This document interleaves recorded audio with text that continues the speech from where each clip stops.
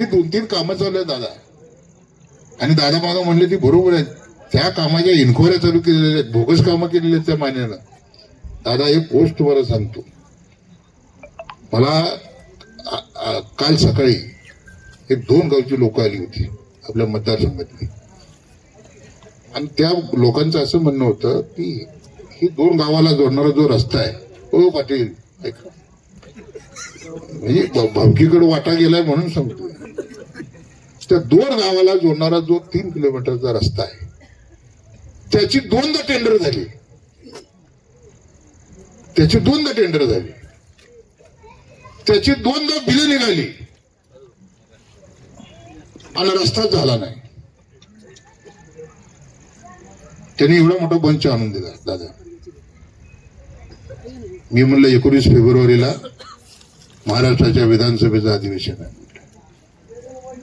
मी राज्याच्या मुख्यमंत्र्याला विचारतो, राज्याच्या बांधकाम मंत्र्याला विचारतो, ज्याने आमच्या तालुक्यातले रस्ते खाल्ले अशा लोकांना भाजपमध्ये कसं काय प्रवेश दिला? बरं अमाऊंट बी मोठे झाला, खडीकरण डांबरीकरण. मी पत्र दिलं आज दोन्ही विभागाला. एकदा जिल्हा परिषदेने कारभार केलाय आणि एकदा बांधकाम खात्यानं कारभार केलाय. पण असं एक उदाहरण नाही दादा, अनेक उदाहरण आहेत काका.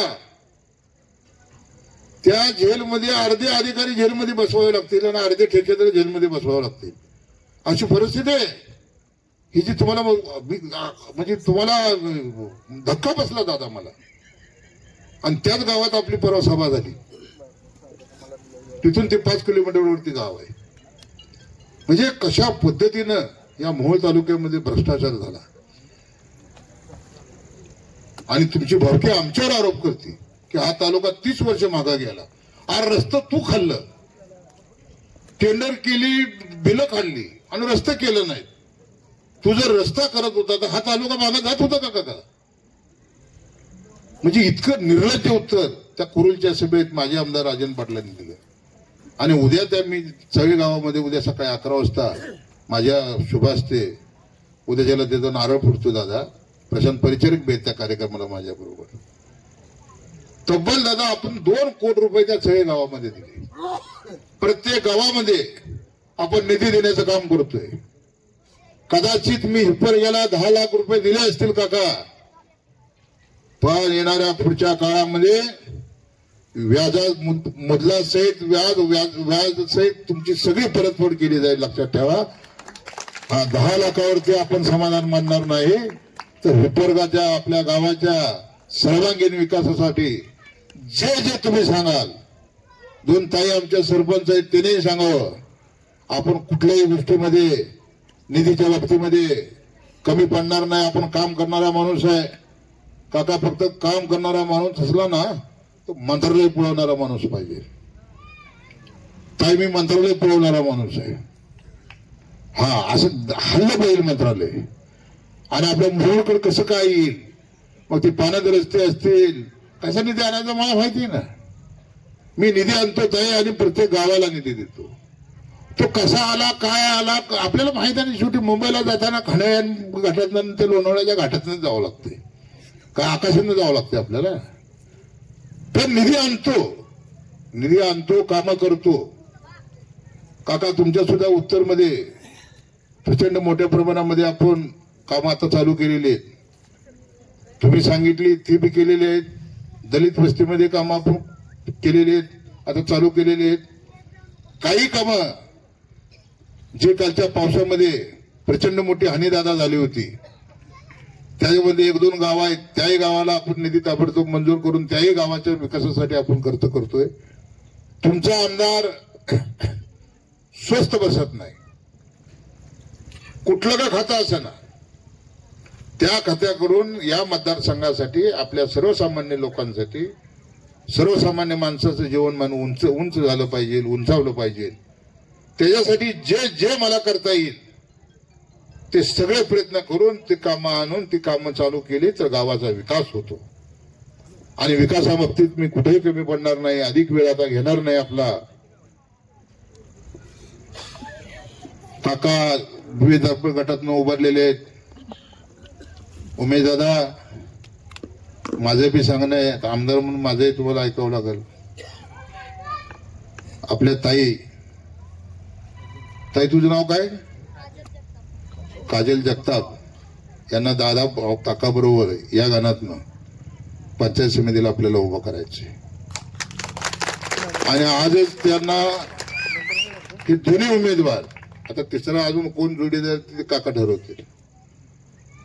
पंचायत समितीचा अजून दुसरा जो उमेदवार आहे ते तुम्ही काकापासून ठरवा. पण काकाच्या जोडीला ही इंजिनियर मुलगी का असावी त्याच्या पाठीमाग कारण आहे. दादा आपल्याला बहुजन समाजाचं राजकारण करायचं आणि आपल्याला दाखवायचं आपण शाहू फुले आंबेडकरांचा विचार जपणारे कार्यकर्ते. पवार साहेब असतील, अजितदादा असतील, शिंदे साहेब असतील, काका असतील, तुम्ही असाल. आपण शाहू फुले आंबेडकरांचा विचार आणि त्या विचारावरती जगणारे कार्यकर्ते. त्याच्याबरोबर काका बरोबर माझी भीमाची लेख जोडीला देऊ. दुसरा एक जे गण आहे त्या गणातून काका ठरवतील एक कुठलाही कॅन्डिडेट आणि तिन्हीच्या तिन्ही आपले कॅन्डिडेट. मी जास्त काय बोलणार नाही तुम्हाला सांगतो, कारण सर्वात जास्त मी बीबी दर्पणमध्ये थांबणार आहे. कारण प्रचंड मोठ्या प्रमाणामध्ये काकाला त्रास देण्याचं काम केलं यशवंत मानेने. मी आमदार झालो, मूळमध्ये आपण वरून फिरलोय त्यांना. पंढरपूरच्या 17 गावाकडे तर मी फरकू बी देत नाही त्याला. पण त्यांनी काय केलं, फक्त इथं उत्तरमध्ये काकाला कसा निवडणुकीमध्ये पराभव करायचा, काकाच्या जवळची माणसं कशी फोडायची, पैसे द्यायचे, आमिषला दाखवायची, आमदार असताना केली. आता तरी सुद्धा तुम्ही बघा, जास्त कुठं नसतो तो, नरखेड गटात नसतो, आपल्या इकडे नसतो तो, जास्त उत्तरमध्ये असतो. त्याच्यामुळं आपल्याला आपली चाल अशी दाखवायची ह्या निवडणुकीत, ती इंदापूरच्या अलीकडे पुन्हा आलाच नाही पाहिजे, लक्षात ठेवा. असा मोठा हबळा आपल्याला ह्या निवडणुकीत उमेश दादा त्याला द्यायचा आहे. तुम्ही मोहोळला थांबा, मी इकडे थांबतो, येतोय कसा तीच बघू आपण, लक्षात ठेवा. आणि म्हणून नाही आपल्याला दादा आपण मोहोळ मध्ये त्याला खुलं चॅलेंज आहे. त्याला विधानसभेत तुमच्या भावकीला पाडलं, नगरपालिकेत मोहोळच्या त्याला पाडलं, अनगर तर मी सांगितलंय विधानसभेमध्ये ते जम्मू काश्मीरमध्ये, माझ्या मोहोळ तालुक्यामध्ये अनगर नाही.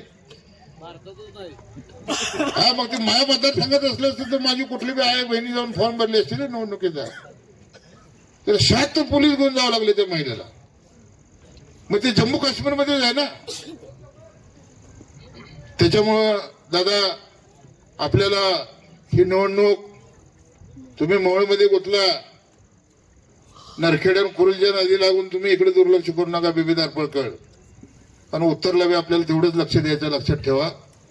आणि त्यातल्या त्यात काकांकड आणि काकाच्या जोडीला माझ्या ताईला आणि अजून एक तुम्ही जो चॉईस केलेला उमेदवार आहे तो उमेदवार, अशी 2 पंचायत समितीचे आपले सदस्य या बीबी दर्पण गटातनं आणि काका आणि सगळ्यात तुमचा जो बीबी दर्पणमध्ये लाडका असणारा जो तुमचा नेता आहे त्याला काका बोलवून घ्या.